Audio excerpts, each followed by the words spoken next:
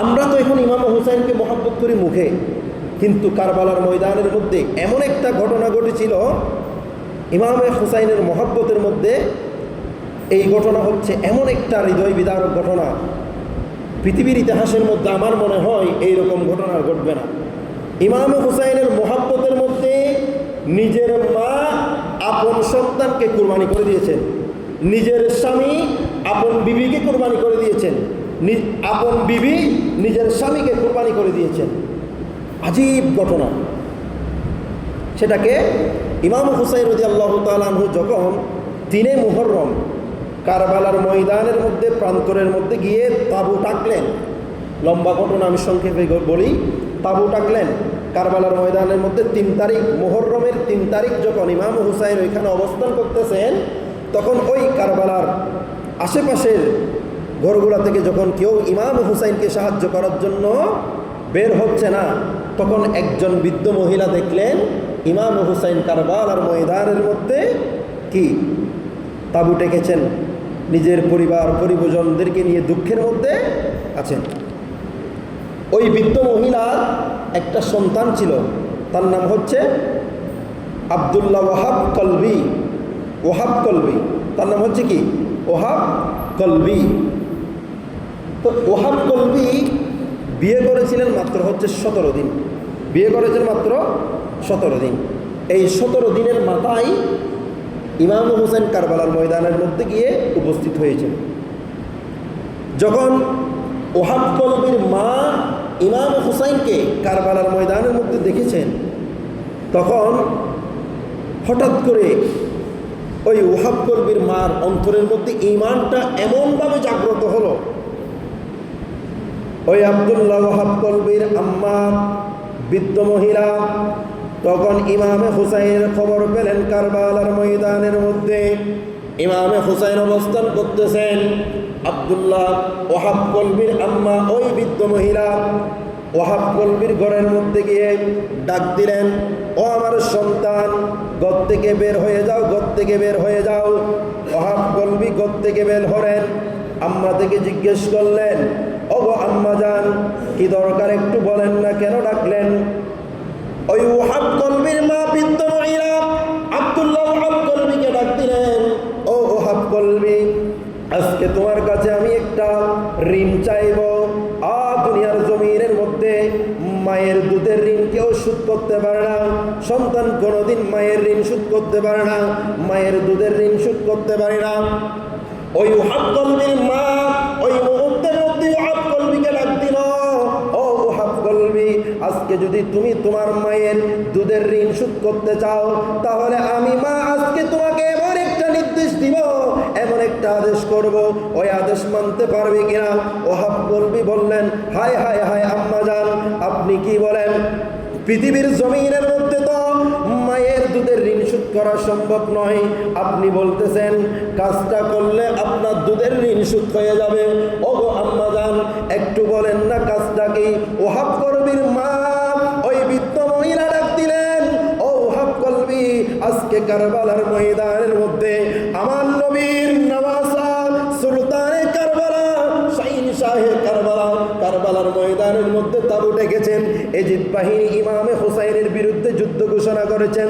ও ওয়াহাব কলবি, আর তুমি যদি আমার সন্তান হয়ে থাকো, মায়ের দুধের ঋণ যদি শোধ করতে পারো, মায়ের দুধের ঋণ যদি শোধ করতে চাও, তাহলে গিয়ে তুমি ওই ইমামে হুসাইনের যুদ্ধের মধ্যে অংশগ্রহণ করো।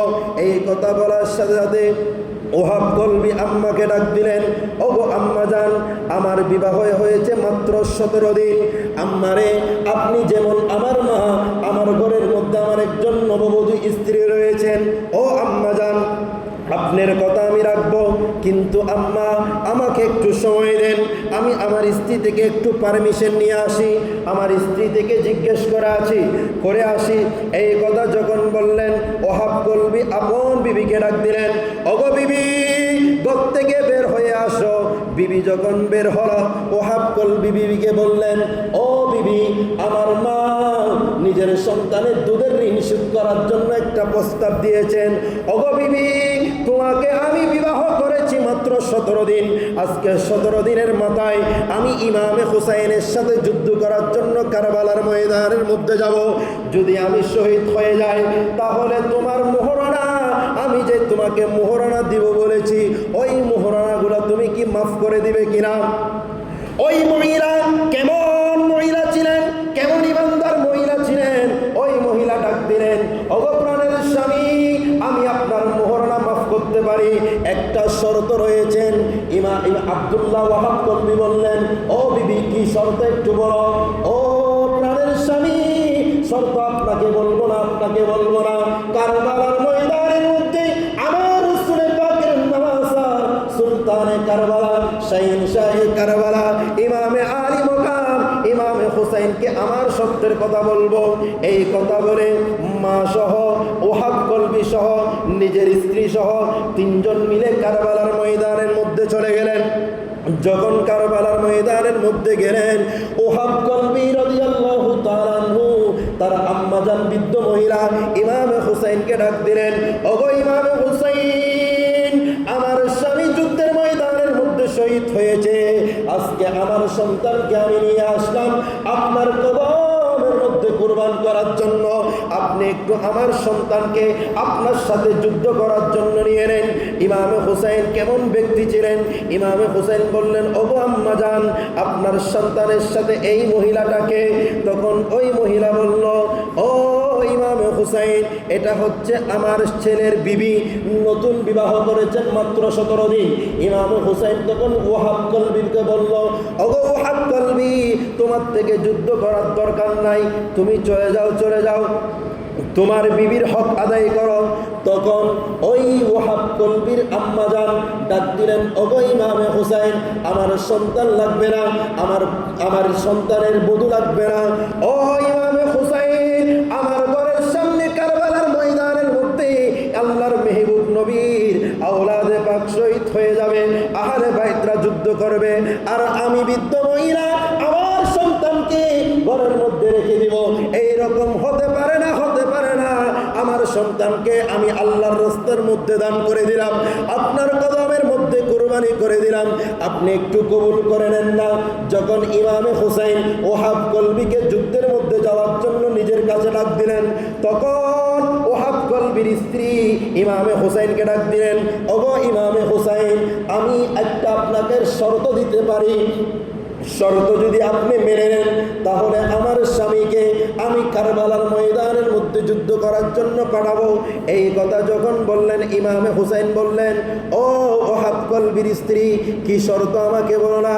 ও ইমামে হুসাইন, আমার স্বামীকে আজকে আমি আপনার সাথে যুদ্ধ করার জন্য দিয়ে দিব, কিন্তু আমার স্বামী তো আমার মোহরানা আদায় করে নাই। আমার মোহরানার বদলা আমি আপনার কাছে যেটা চাইবো আপনার থেকে সেটা দিতে হবে। ইমামে হুসাইনকে যখন বললেন, ইমামে হুসাইন ডাক দিলেন, ঠিক আছে, আমি দেওয়ার জন্য রাজি আছি। সমস্ত কথা শেষ, ইমামে হুসাইন ওহাব কলবিকে যুদ্ধের ময়দানের মধ্যে পাঠিয়ে দিলেন। যখন তলোয়ার নিয়ে এজিদ বাহিনীর মাঝখানে চলে গেলেন, ডানে বামে তলোয়ার ঘুরিয়ে অনেক এজিদ বাহিনীকে জাহান্নামের পানি খাওয়াই দিলেন। আবার ফিরে আসলেন, একটু করে জিরিয়ে আবার যখন যুদ্ধের ময়দানের মধ্যে গেলেন, ডানে বামে তলোয়ার যখন ঘোরাচ্ছেন, অনেকগুলা এজিদ বাহিনীকে জাহান্নামের পানি পান করিয়ে হঠাৎ করে যুদ্ধের ময়দানের মধ্যে ওহাব কলবির গর্দান, মাথাটা তলোয়ারের আঘাতে আলাদা হয়ে গেলেন। মুহূর্তের মধ্যে ওহাব কলবি শহীদ হয়ে গেলেন।